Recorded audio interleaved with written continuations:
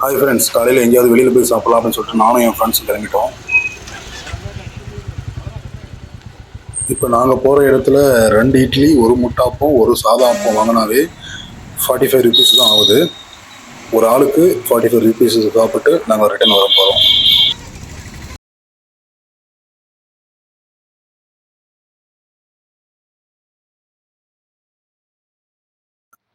ஆப்பம் சாப்பிடலாம்னு சொல்லிட்டு இந்த அக்கா கடைக்கு வந்தால் கூட்டமாக இருந்தது.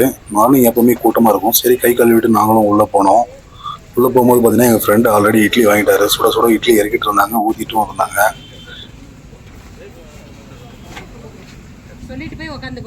இந்த பக்கம் பார்த்தீங்கன்னா சூட ஆப்பம் ஊற்றிட்டே இருக்காங்க.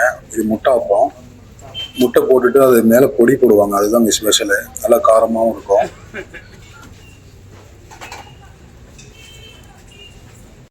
ஆல்ரெடி என்னோடய ஃப்ரெண்ட்ஸ் எல்லாமே 4 இட்லி சாப்பிட்டாங்க. நல்லா சுட சுட இருந்ததுனால சரி, இன்னும் நான் சாப்பிட்லேன்னு சொல்லிட்டு அந்த அக்கா கிட்ட போய் எனக்கு ஒரு 3 இட்லி கொடுங்க அப்படின்னு சொல்லிட்டு நானும் வாங்கிட்டேன்.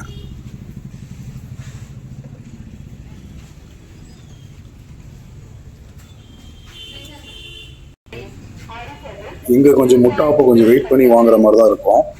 மார்னிங் ஒரு 8:30 to 9 o'clock அந்த மாதிரி வந்து கொஞ்சம் கூட்டம் கம்மியாக தான் இருக்கும். அதுக்கு மேலே போனால் மார்னிங் இல்லை ஒர்க்குக்கு போகிறவங்க எல்லாமே இங்கே கொஞ்சம் ரொம்ப விரும்பி சாப்பிடுவாங்க இங்கே தான். அதனால் கொஞ்சம் கூட்டம் அதிகமாக இருக்கும். கொஞ்சம் வெயிட் பண்ணி தான் வாங்கணும். அதனால் நாங்கள் பக்கத்துலேயே நின்றுட்டோம். சுட சுட அப்படியே வாங்கிக்கலாம் அப்படின்ட்டு.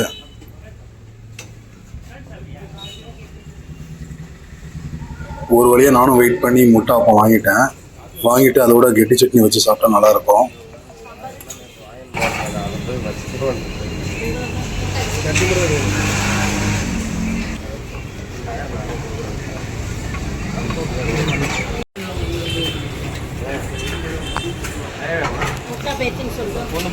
ஒரு முட்டை உள்ளார கொடுங்கம்மா. இந்த தம்பிக்கு மொத்தம் 3 முட்டை போட்டேன்னா.